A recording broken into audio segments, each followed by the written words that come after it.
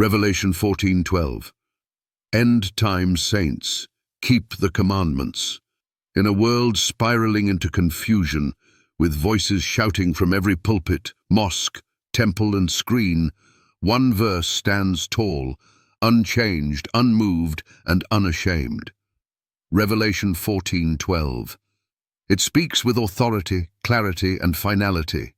It says, "Here is the patience of the saints. Here are they that keep the commandments of God and the faith of Jesus." This is not a mere suggestion. It is a divine identification, a mark of God's end-time people.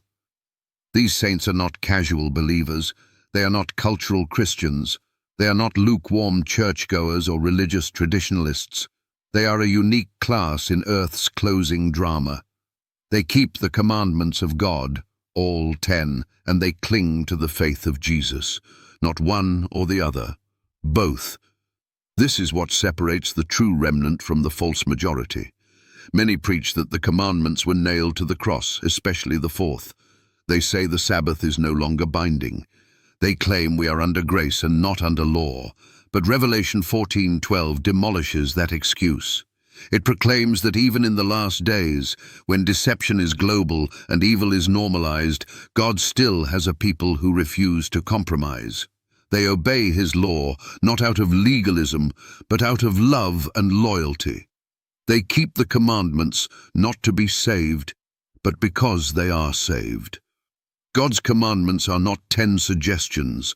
They are not optional principles. They are the foundation of His government and the standard in the judgment. The saints in Revelation understand this. That's why they obey. They know what it means to walk in covenant with the Almighty. They do not trample the Sabbath. They do not justify lies. They do not excuse adultery, murder, or theft. They honor God by obeying His law in a world that mocks it. The faith of Jesus is not just believing in His existence.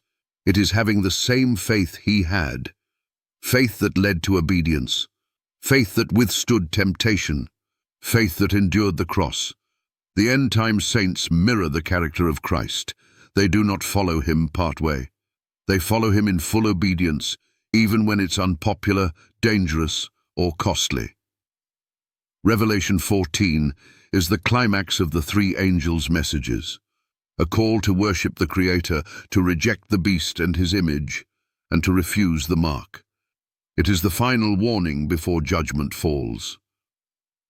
In this intense context, the saints are revealed, not as those who merely believe, but those who live by God's word. While the world worships the beast and follows tradition, these saints stand apart. They are not swayed by political correctness, religious popularity, or ecumenical unity. They are anchored in Scripture, sealed by obedience, and filled with the Spirit. The line has been drawn. The battle is not between atheists and believers. It is between those who obey God and those who follow man, between the commandments of God and the traditions of men, between the Sabbath and Sunday, between the seal of God and the mark of the beast. You cannot separate the law of God from the faith of Jesus. One without the other is a counterfeit. Faith that ignores obedience is dead. Obedience without faith is powerless. But together they form the unshakable identity of the saints. Revelation 14:12 is more than a verse. It is a mirror. It reflects who you truly are. Are you among the saints who keep God's commandments and have the faith of Jesus? Or are you among the many who reject truth for convenience, tradition, and compromise? In the final conflict, neutrality will not exist. Everyone will take a side. God's side is clearly marked. His saints are commandment keepers.